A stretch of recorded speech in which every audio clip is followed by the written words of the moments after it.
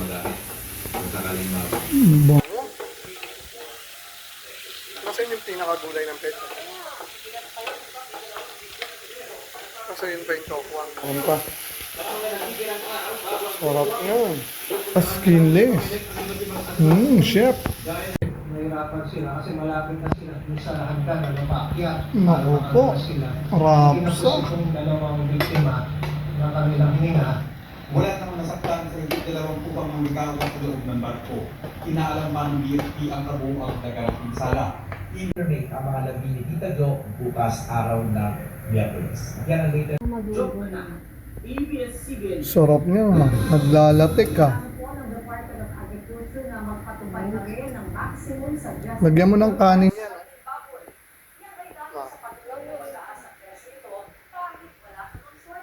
Lagyan mo ng kanin.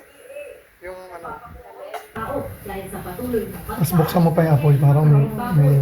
Sabi rin ng ibang letera ng kape, tatlong beses pa nga sa isang linggo kung magtaas ng presyo ang kanilang supplier. New Year lang, benta namin ng linggo. 300. Ikaw, gusto mo na ito? Ha? Gusto mo? Lagay mo na lahat, kukuha na. Sarap ko. Mukhang nasa ano na ito. Lucky Beach. Lucky fish. Yes.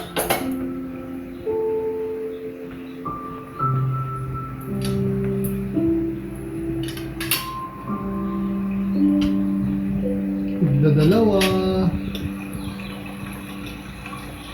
Kain po. Uy, nalalag.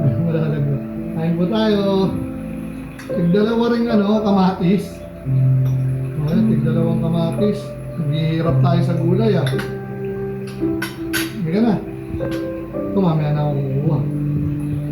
Tapos hindi, maglalagay na ako. Ang sarap po.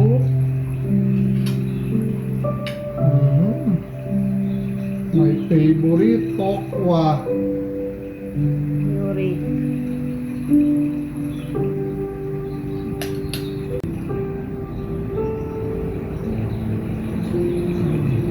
Ikaw na. Lapit mo yung pinggan mo.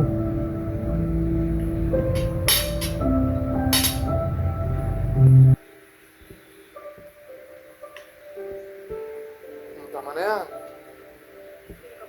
Tama na yan. Tama na yan. Sabi mo ayaw mo kanina. O yun o.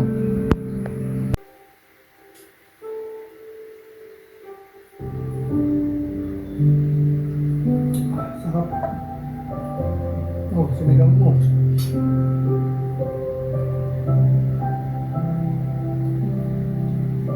Pwede pa sinigang sa plain rice to. Sa plain rice.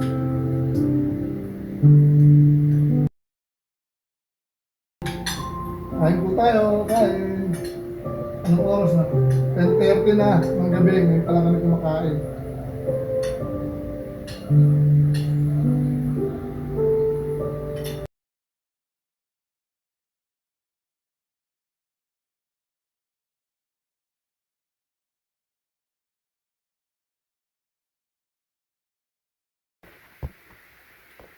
Binigyan ko na itong bigong ni Frederick. Dek, salamat Tikman natin to. Ano lasa na itong spice. Sailor Jerry. Ayun. Naku po. Sarap po.